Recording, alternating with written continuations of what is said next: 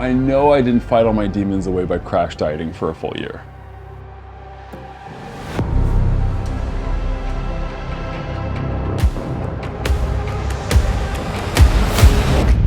No matter what happens, but I'm gonna follow through on this. I'm gonna pick and attend next year a bodybuilding show. No. I'm gonna give it everything I got. But I need to listen to my body and I need to shed this entire other person I have sitting on me all the time. Like the reason why.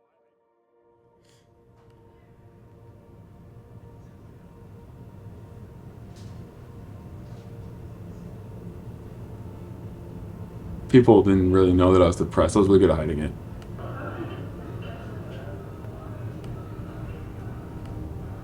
I would use what I used to call the Ellen DeGeneres way of communication, which is you start most conversations with a self-deprecating joke.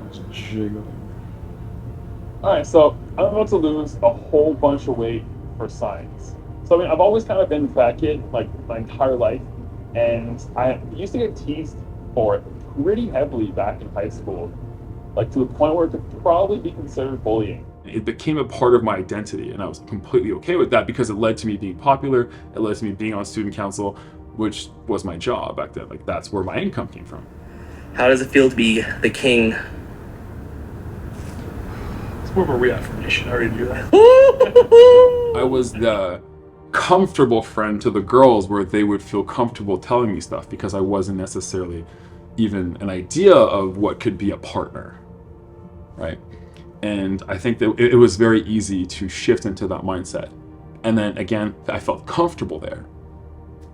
So I became the fat friend. But at one point, my body just ended up giving out. There was nothing else I could do. My parents definitely were sort of getting on my ass a little bit about the fact that I wasn't doing anything with my life. I was just sitting at home playing video games and then, oh, I have a new client, yay. But I wouldn't talk to them about the video games. I talked about all the work I had done that day, which usually consisted of about 5 minutes of trying to find a new client and or editing. Nice, good shit, guys. That was good. My parents were really the only real interaction that I was getting now, every day. And because I was able to hide it from them, I didn't need to prove it to anybody else. Peter McKinnon style intro, because that was his thing to do. Looking back at some of these photos, like what's running through your brain? I don't recognize myself. It's the same thing that my mom keeps telling me. She'll see all these clips from before that I'll use for some of the transformation videos that I'll make. And she just keeps telling me how she never saw me like that. She didn't think that I was that big before. And to be honest, me neither.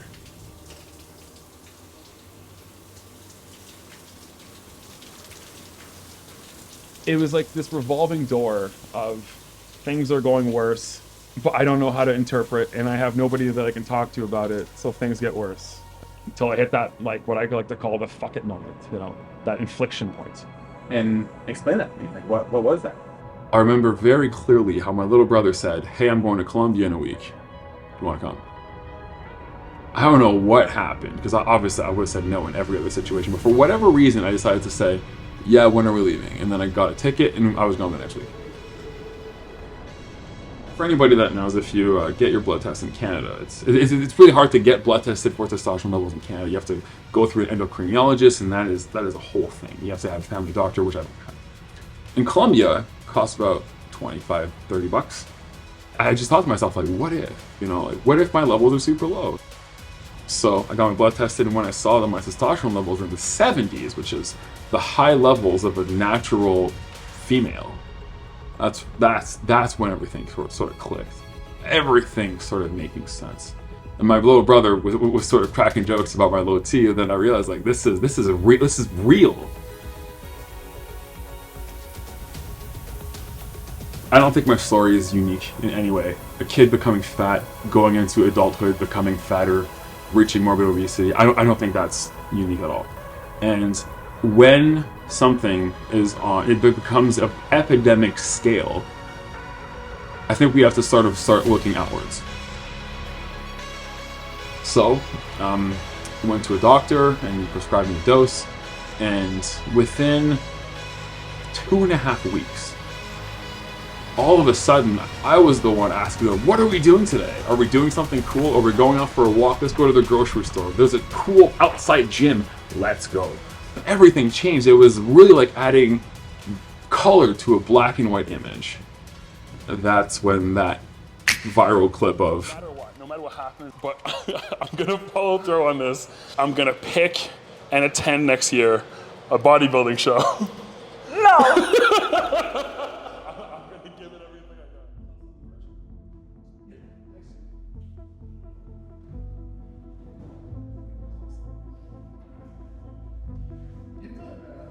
He looks so strange to me right now. I'm trying to digest it. He's like transitioned in the best, most socially acceptable way possible. Last I saw him, he was 90 pounds, but I would have seen you at your peak as well at Worlds in 22. I was about 370 pounds. You were a unit. You were a unit. I look like one of you guys. Yeah, I mean, like you look so much healthier right now. We're gonna dive all into, is it actually healthy? What he's been going through, and the whole process. But let's cook up some breakfast and let's get you fed, because more than ever, it looks like you need some food. Absolutely. Cannonball!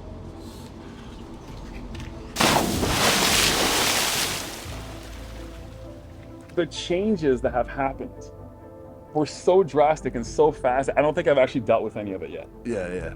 You know, like I have a lot of healing to do. I have a lot of like self-actualization to figure out and like figure out who I am still. Yeah. But I know I'm going in the right direction right now. Yeah.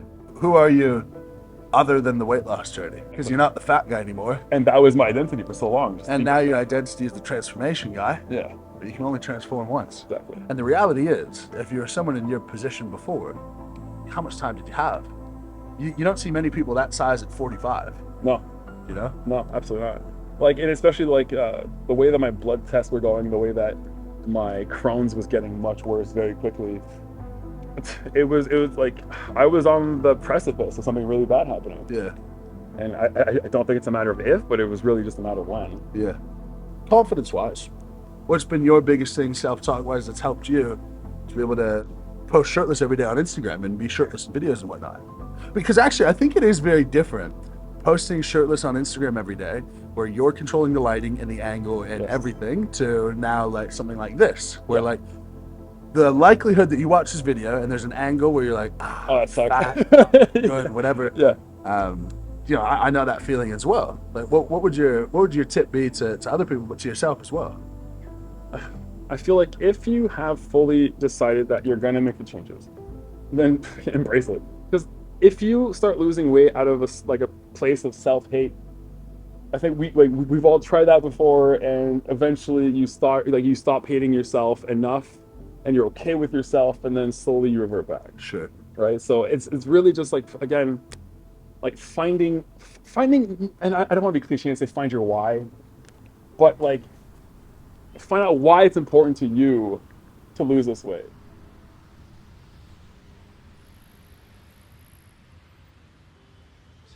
At the time-ish. Were you sending me that message? Yeah. No, it was like day 19 on my thing. It was so early. Oh my god, I didn't realize it was that early. I was maybe like 12, 13 pounds down, and you're like, yeah, when you hit 100, let me know. Okay. That sparked something with me, actually. And I kind of realized like the impact that it had on me, like somebody that I fucking like look up to so much, paying attention to me, like what that meant to me. So I answer every single fucking DM that comes to my Instagram. Wow. And I like, and whether it's just like, let's fucking go, or like, dude, keep going. So many people message me now, like, dude, because I saw that video, I've lost like 20, 30, 40, 50 pounds. And it's just like I'll answer each one of them and just like, dude, fucking awesome, keep going. Or I'll be waiting for those before and afters. You know, just like little things like that. And it's been, I don't know, man. The way I saw you change my life, I know that I can do the same to other people now, just from answering them. Yeah. Damn, dude. Right. That's... My hair's standing again.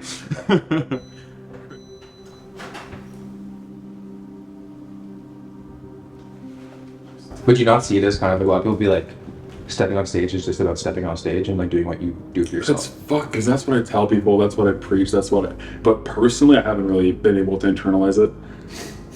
Like, if like, I know obviously, like if like looking at that video like a year from now, where was I? Yeah. But like, I don't know, I put so much into this one fucking day. So you kind of don't even know how you would react if you lost. No. Is that scary? Very. Yeah. And I mean, Fabian fucking got me yesterday. I was fucking bawling on camera. It was like the concept of needing that acceptance over anything else. Because when we look at bodybuilding, it's purely subjective. And it's like having a judge tell me that I'm the best that was there. For some reason, that matters to me a little too much. But you were even saying that like it's not the same judging as like regular bodybuilding. It's like 30% something, 30% the other, 20%. Yeah. So it's like even more subjective, right? Yeah. It's like I just think that every aspect of my life is culminating to this one moment. So from like learning to DJ and having to learn to do my own graphic design and my own video editing. And then so that was the video. Yeah. And then obviously like the whole year of transformation, that was that section. So it's like I feel like every aspect of my life is playing into it, like even my fucking nursing, right? Like every aspect of my life was the perfect lead up to this one 2.5 minute moment. Right? And I don't know what I'm gonna do if I lose. Yeah. Like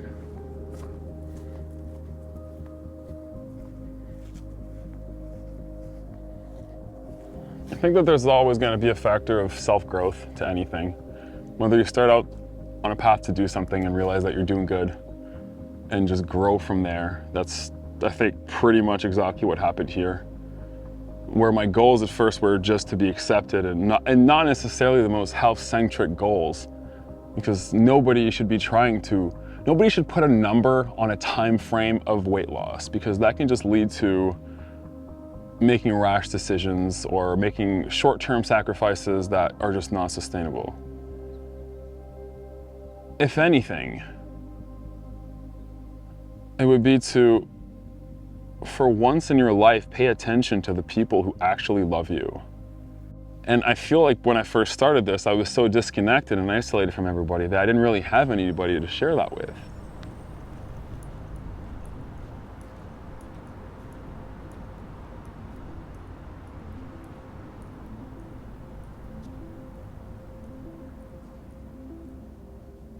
I really believe that at the base of obesity lies some sort of, not necessarily the word mental illness, but some sort of mental, I'll say kerfuffle. Something's not right in there that makes you accept yourself being that big.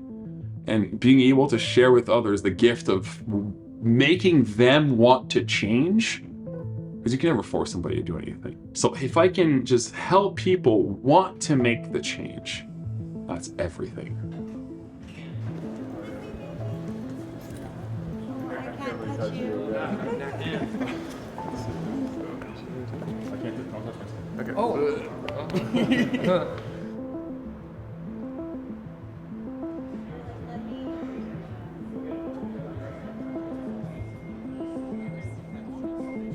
I'm gonna say 1, 2, 3, and you're gonna say, "Welcome to summer shredding," and you're just gonna cheer. Yeah? But you have to sound excited. Ready? 1, 2, 3.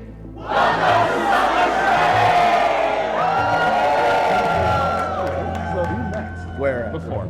We met about 95 pounds ago in October. October, Houston, Olympias. Olympia, and I walked up to you and jokingly Wow, said, look at you, I'm bro. coming to steal your money. look at you, bro. Yes. Wow. So now I'm at 153 pounds down in 1 year. Damn, so you're already 60 pounds there, and then wow, Yeah. that's incredible. Wow. Yeah. How you feeling? Better than I thought better than I think I should, honestly. Yeah. You know? But I think just seeing everything, Endorphins. I just feel I'm ready. I'm Yeah. ready. There's nothing I can do differently now that's gonna affect any results, so just enjoy it. Right?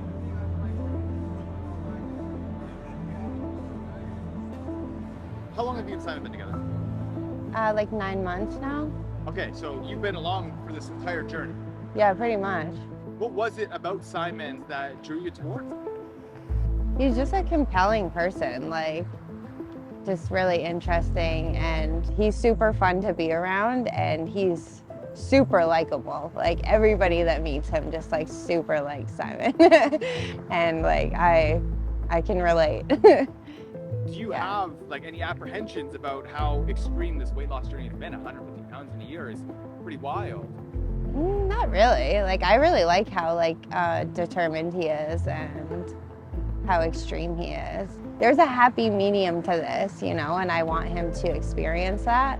But I also just love how determined he is and like his drive. I like his drive.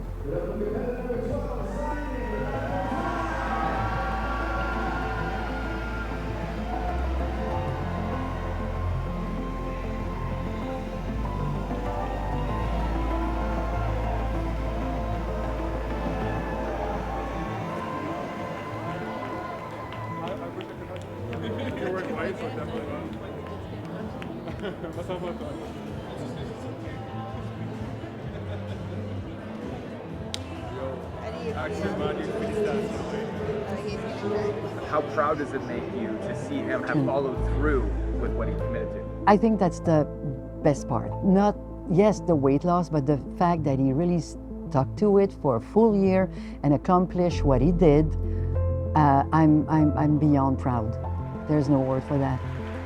All right, Toronto. Your overall winner for the men's transformation division of summer shredding is number 12, Simon.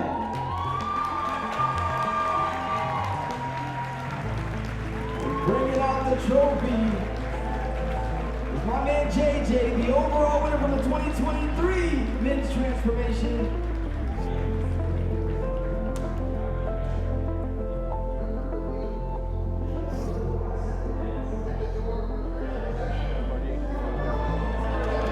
I'm gonna be watching more. I don't give a fuck. I don't give a fuck. Go to it.